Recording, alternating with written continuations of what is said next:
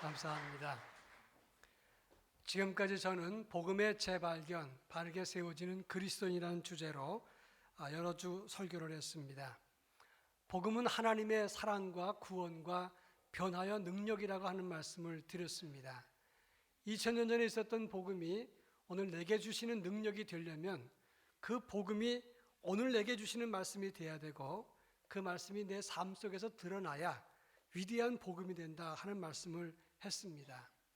오늘은 복음의 재발견, 바르게 세워지는 그리스도인의 이 마지막 설교입니다. 복음이 삶 속에 드러난다는 것은 무엇을 의미하는 말일까 하는 질문을 먼저 드리겠습니다. 오늘 우리가 읽은 15절부터 16절까지 말씀 보면 오직 사랑 안에서 참된 것을 하여 그에게까지 자랄지라 말씀을 했고 16절에 보면 사랑 안에서 스스로 세우느니라 하는 말씀을 했습니다. 다시 말해서 복음은 하나님의 사랑을 받은 우리가 하나님의 사랑을 우리의 삶 속에서 드러날 때 위대하게 세워지는 것이라 이렇게 말할 수가 있는 것입니다. 따라서 오늘은 복음이 사랑 안에서 우리의 삶 속에서 드러난다는 것은 구체적으로 어떤 의미가 있는가 하는 문제를 함께 살펴볼까 합니다. 제일 먼저 15절 말씀을 다 같이 한번 읽어보겠습니다. 15절 오직 사랑 안에서 참된 것을 하여 범사에 그에게까지 자랄지라 그는 머리니 곧 그리스도라. 오늘 본문 15절에 보면 사랑 안에서 참된 것을 하여 이렇게 말씀을 했습니다. 그런데 사랑 안에서라고 하는 말 앞에 3번이 있고 참된 것을 하여 앞에 4번이 있습니다. 이 3번 사랑 안에서라고 하는 말의 밑에 주석을 보면 사랑 안에서 자라자 이렇게 말씀을 했고 4절에 보면 참된 것을 하여라고 하는 말은 참된 생활을 하여 이렇게 설명을 하고 있습니다. 사랑 안에서라고 하는 말은 사랑 안에서 자란다는 뜻입니다.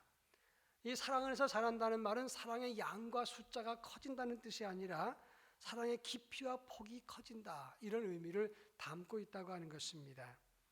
우리가 누구를 사랑한다고 할 때 그 사랑은 자기에게 편리한 사랑을 할 때가 참 많습니다. 사랑하고 싶은 것만 사랑을 하고 자기 방식의 사랑을 하는 경우가 참으로 많다고 하는 것입니다. 제가 별로 좋아하진 않지만 유명한 공지영이라고 하는 소설가가 봉순이 언니라고 하는 소설을 썼는데 그 소설에 이런 이야기가 있습니다. 어느 마을에 진한 갈색의 종말을 돌보는 할아버지가 있었습니다. 그 종말을 너무나 좋아하고 사랑하는 어린 소년이 있었습니다. 이 할아버지와 이 소년은 이 말을 잘 돌보는데 어느 날 할아버지가 멀리 출타하게 되면서 이 소년에게 종말을 부탁하고 갔습니다. 이 소년이 너무나 행복했습니다. 이 말을 그동안 그렇게 아끼고 사랑했는데 내가 돌볼 수 있는 기회가 됐으니까 참 좋다 생각을 하고 돌보는데 이 말이 밤새 진땀을 흘리면서 괴로워합니다. 그때 소년이 할 수 있는 일은 그 말에게 시원한 물을 먹이는 것밖에 없었습니다. 그래서 시원한 물을 먹였는데 이 소년의 수고에도 이 말이 나아지질 않았습니다. 결국 다리를 절게 됐는데 이 할아버지가 돌아와서는 소년을 야단을 치는 겁니다. 말이 아플 때 찬물을 먹이는 것만큼 치명적인지 그걸 왜 몰랐느냐 이야기를 합니다. 그때 이 소년이 말하기를 그러나 제가 말을 얼마나 사랑하는지 아시잖아요 라고 말을 합니다. 할아버지는 말할 때 누군가를 사랑한다는 것은 어떻게 사랑하는지 아는 것이란다 라고 설명을 해줍니다. 사람들은 다 자기 방식으로 사람을 사랑합니다. 이번에 부천에서 자기 딸을 때려서 죽인 목사가 온 국민에게 충격을 주었습니다. 저는 그 뉴스를 보면서 하나님 앞에 참 가슴이 답답한 생각을 했습니다. 하나님, 이 민족이 어디까지 막장을 가야 그래야 멈추겠습니까? 이 땅에 부모가 있으며 이 땅에 신앙인이 있고 그리고 정말 자녀 사랑이라는 게 정말 있습니까? 그런 마음으로 답답한 생각을 했습니다. 그런데 그 목사도 자기 딸을 사랑했다고 말을 합니다. 결국은 자기 방식으로 사랑하는 것입니다. 오늘 성경에서 말하는 오직 사랑 안에서 자란다는 말은 그리고 참된 생활을 하여라고 하는 말은 자기 방식이나 자기가 즐겨하는 사랑이 아니라 하나님의 사랑을 가지고 그 받은 바 사랑이 우리의 사랑의 내용을 달리해서 그 깊고 폭이 넓어진 사랑이 성장한다 그런 의미를 담고 있다고 하는 것입니다. 한마디로 말하면 하나님의 사랑을 가지고 그 사랑이 커져서 그것을 드러내는 삶을 가질 때 거기에 복음의 위대한 능력이 나타난다, 그런 말씀인 것입니다. 신약 성경에서 사랑을 가장 많이 강조한 분은 요한이라고 하는 사도입니다. 근데 그 요한이 어떤 사람이었는가? 누가복음 9장 54절에 보면 예수님께서 한 사마리아 촌에 들어갔을 때 그 지역 사람들이 예수님을 거절했습니다. 그럴 때 야고보와 요한이 예수님, 하늘에서 불을 내려서 저것들을 다 죽일까요? 라고 말을 합니다. 그때 그들에게 보아너게라고 하는 별명이 지어지는데 우레의 아들이라, 그런 말입니다. 어떻게 보면 야고보와 요한, 특히 요한은 성정이 까칠하고 거치고 급하다는 것을 알 수가 있습니다. 마가복음 9장 38절에 보면 요한이 예수님께 여짜오되 선생님, 우리를 따르지 않는 어떤 자가 주의 이름으로 귀신을 내쫓는 것을 우리가 보고 우리를 따르지 아니하므로 금하였나이다 라고 말을 합니다. 이 말은 무슨 말이냐면 지금 예수님을 따르지 않던 사람들이 예수 이름 가지고 귀신을 쫓아내니까 너희들이 어떻게 제자도 아닌 것이 예수 이름으로 귀신을 쫓아내느냐, 하지 말라, 이렇게 금했다는 말씀입니다. 그때 예수님께서 금하지 말라고 요한을 책망하는 장면이 나옵니다. 마가복음 10장 37절에 보면 세베대의 아들 야고보와 요한이 예수님 보고 찾아와서 영광의 나라에 임할 때 우리를 하나는 주의 좌편에 하나는 주의 우편에 앉게 해달라 청탁을 합니다. 예수님께서 고난의 십자가를 지시기 직전인데 야고보와 요한이 예수님께 찾아와서 영광의 자리에 앉게 해달라고 부탁을 한 것입니다. 여기 나오는 요한 어디를 살펴봐도 사랑의 성품이라는 찾을 수가 없다고 하는 것입니다. 엄밀한 의미에서 그가 사랑을 말할 수 있는 자격이 없는 사람입니다. 그렇지만 그는 십자가를 경험하고 하나님 사랑을 체험하고 난 다음에 놀랍도록 변화되었다고 하는 것입니다. 요한일서 2장 5절에 보면 누구든지 그의 말씀을 지키는 자는 하나님 사랑이 참으로 그 속에서 온전하게 되었나니 이로써 우리가 그의 안에 있는 줄 아노라, 이렇게 말했습니다. 사람의 사랑이 아니라 하나님의 은혜와 사랑을 경험한 그 사랑으로 우리가 세상을 사랑할 때 거기에서 바로 그 사랑의 깊이와 폭이 일반적인 사랑의 내용이 아니라 깊어지는 사랑과 그리고 폭이 넓어지는 사랑, 하나님의 사랑이 자라게 되고 그 사랑으로 세상의 아름다운 역사를 드러내게 된다 하는 말씀입니다. 오늘날 이 세대에 많은 그리스도인이 있지만 복음이 드러나지 않는 것은 자기 방식의 사랑 때문에 그렇습니다. 이번 명절 연휴 때 오랜만에 가족들을 다 만나게 될 것입니다. 많은 그리스도인들도 가정이 있으니까 함께 만납니다. 그리고 말을 합니다. 서로 사랑하라, 그런 말을 들었으니까 우리도 사랑한다고 생각을 합니다. 그런데 통계에 의하면 명절 때 모이고 난 다음에 더 가정 불화가 더 커진다고 하는 것입니다. 그 통계가 수천 건 이상 더 갈등의 폭이 넓어졌다, 이런 얘기를 봅니다. 그 이유는 많은 그리스도인이 있지만 자기 방식으로 사랑하기 때문이라고 말할 수 있는 것입니다. 최근에 유명한 가수 장윤정 씨가 그 어머니와 남동생을 상대로 소송을 진행한다, 그런 이야기를 뉴스에서 봤습니다. 장윤정 씨가 60여 원을 80여 원인가 같은 큰 돈을 어머니에게 맡겼는데 어머니가 딸에게 의논하지 않고 남동생에게 빌려줬다가 그 돈을 돌려달라, 그런 소송이었는데 어머니도 또 남동생도 장윤정 씨에 대해서 폭로전을 이어가고 장윤정 씨도 어머니에 대해서 폭로전을 이어갑니다. 서로 사랑한다고 말합니다. 그러나 엄밀한 의미에서 자기 방식의 사랑 때문에 가정이 붕괴 직전까지 가게 됐다, 그런 말씀입니다. 오래전에 중앙일보에 났던 기사입니다. 97년 12월 루이빌에 56세로 죽은 오드리 진이라고 하는 사람이 유언을 남겼는데 내가 죽거든 전 재산을 찰슨 브론슨에게 주세요. 그가 받지 않는다면 루이빌에 있는 공립도서관에 넘기세요. 그리고 어머니에게는 단 한 푼도 주지 마세요 라고 유언을 남겼습니다. 이 오드리 진은 독신녀로 죽었습니다. 죽었을 때 빈털터리로 죽었는 줄 알았는데 집을 정리하면서 통장 여러 개가 나왔는데 그 통장에는 엄청난 재산이 있었습니다. 수천만 달러 그 이상이 여러 개가 나왔습니다. 그런데 그 가족들이 아니 오드리 진의 우리 직계 가족인 우리가 있는데 왜 우리 가족도 아닌 찰슨 브론슨에게 그 재산을 주느냐, 우리도 몫이 있다라고 소송을 했습니다. 찰스 브론슨은 이미 많은 유산을 받았기 때문에 그 받은 재산을 사회단체에 기부했고 이번에도 받으면 기부할 것이라고 밝혔습니다. 가족에게 유산 주기를 거절했던 이유는 예수 믿는 가족끼리 자기들끼리만 사랑을 하고 얘는 돈도 없고 성격도 까칠하고 그래서 방치하고 돌보지 않았기 때문에 그래서 이렇게 어려운 일을 만나게 된 것입니다. 부모에게 한 푼도 주지 말아달라 부탁을 하게 된 것입니다. 여러분, 사람의 사랑이라고 하는 것은 완전한 사랑이 없습니다.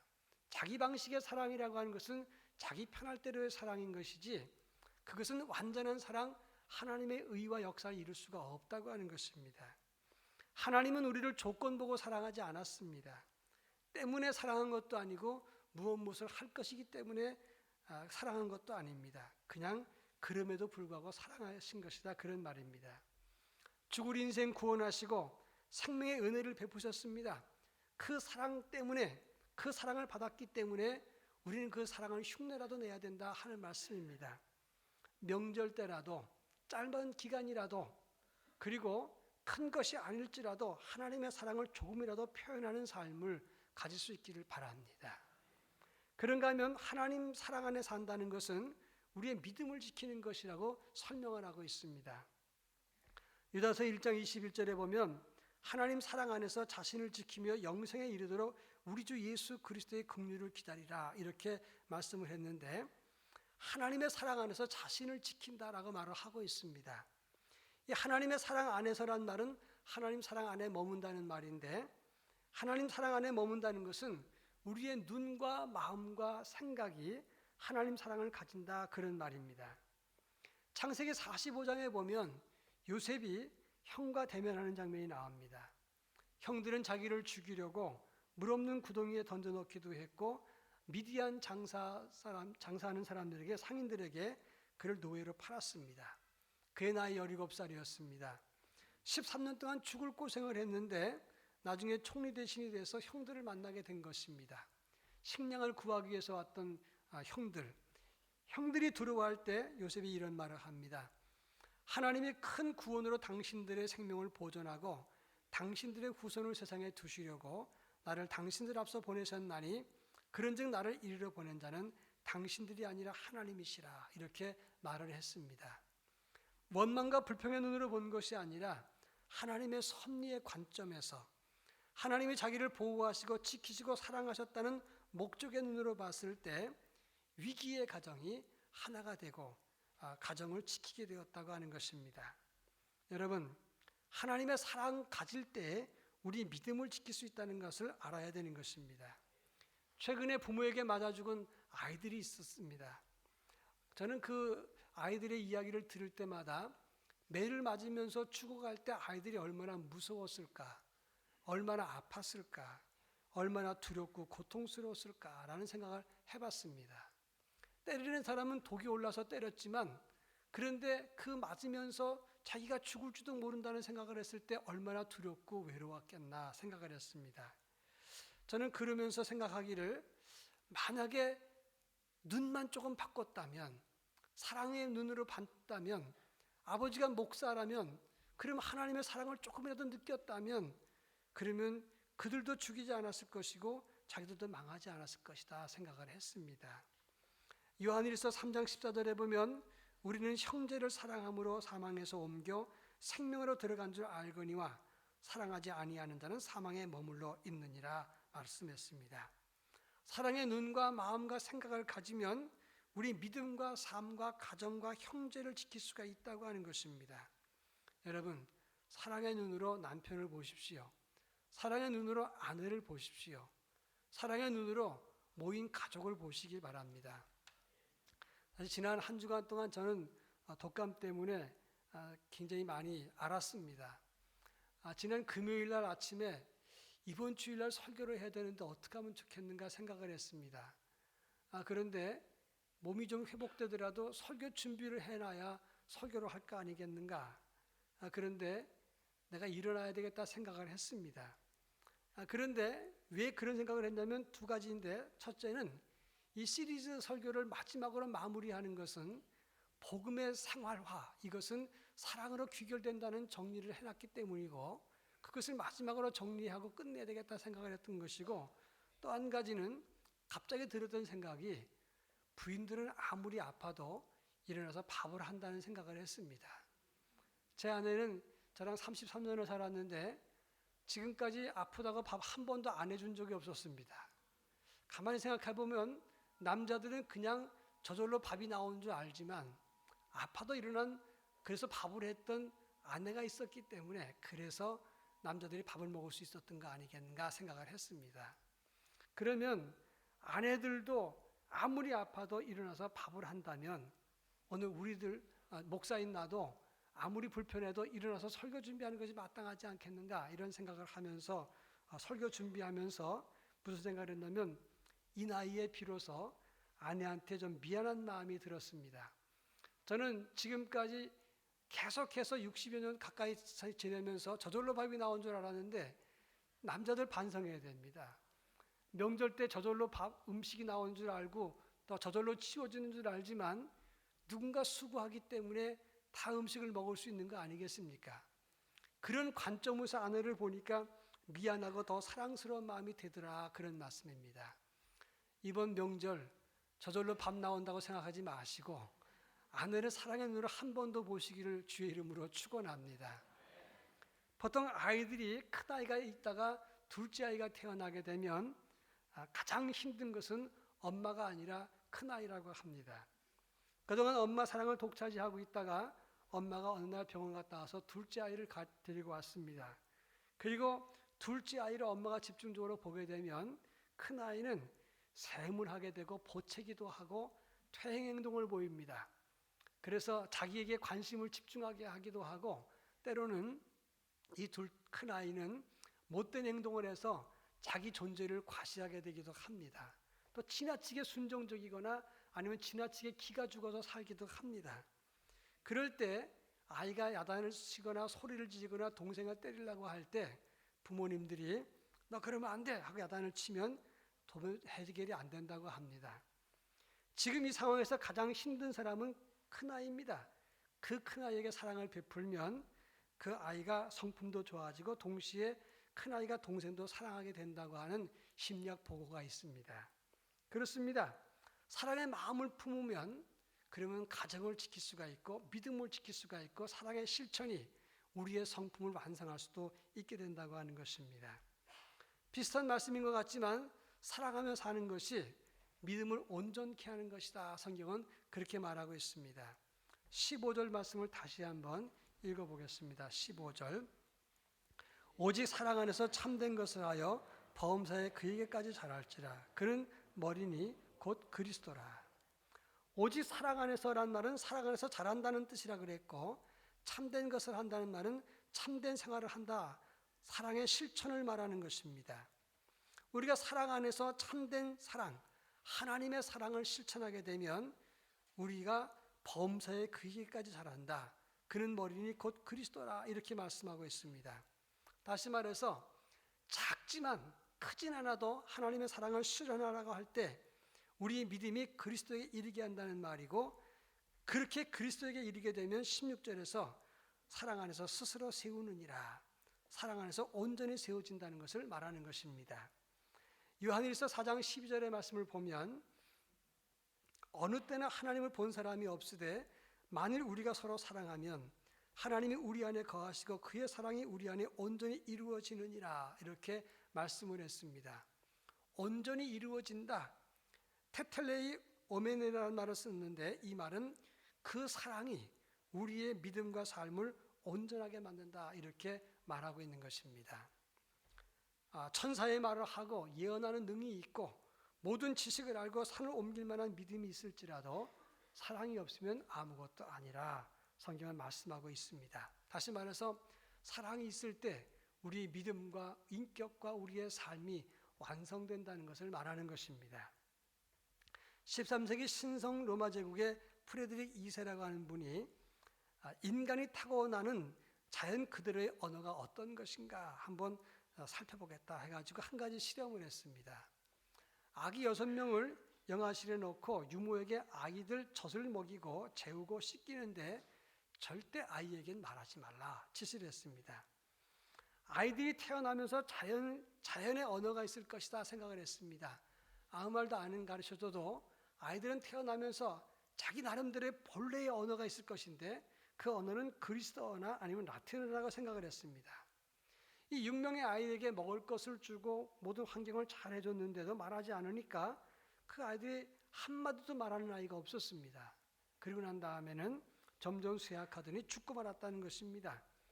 아이에게 젖이나 잠이나 평안한 요람이 필요한 것 사실입니다만 그 이후에 인간이 되려면 사랑과 관심의 언어가 필요했다라고 하는 보고서가 나와 있습니다. 사랑이 이루어져야 그래야 부모 사랑도 완성되는 것이고 하나님 사랑도 완성되는 것이고 우리 믿음의 사랑도 완성되는 것이다 그런 말입니다. 활용점정이란 말이 있습니다. 용을 그리면서 눈동자를 그려놓는다 그런 말인데 중국 남북조 시대의 장승효라는 사람이 시대의 명화가였습니다. 어떤 안락사의 주지로부터 용을 주제로 한 벽화를 그려달라 요청을 받았는데 이 사람이 그림을 다 그리고 나니까 너무나 잘 그린 겁니다. 사람들이 칭찬을 하는데 눈동자를 하나도 넣지 않았습니다. 그 사람들이 왜 눈동자를 그리지 않았느냐 물었더니 장승효가 하는 말이 눈동자를 그려놓으면 용이 날아갈까 봐 그랬습니다. 너무 교만하다고 얘기를 했습니다. 그래서 눈동자를 그리라고 말을 해서 그가 용 한 마리의 눈동자를 그렸더니 천둥 소리가 나더니 용이 하늘로 올라갔다. 믿거나 말거나 한 얘기지만 그런 얘기가 있어서 그래서 활용점정이라는 말은 용의 그림에 눈동자를 찍어 넣는 것으로 끝 처리가 완벽하게 된다 그런 뜻입니다. 그림의 용에 점을 찍어서 마지막으로 정리한다 그런 뜻입니다. 우리 성도의 삶의 완성은 사랑의 실천에 있는 것입니다. 물질이 있어서 사랑하는 것이 아니고 자기 방식의 사랑이 아니고 하나님 사랑 때문에 사랑하는 것입니다. 그 사랑을 실천할 때 거기에 힘이 있는 것이고 믿음을 지키고 그 믿음이 믿음되게 한다 하는 것입니다. 명절 한때라도 좋습니다. 크지 않아도 좋습니다.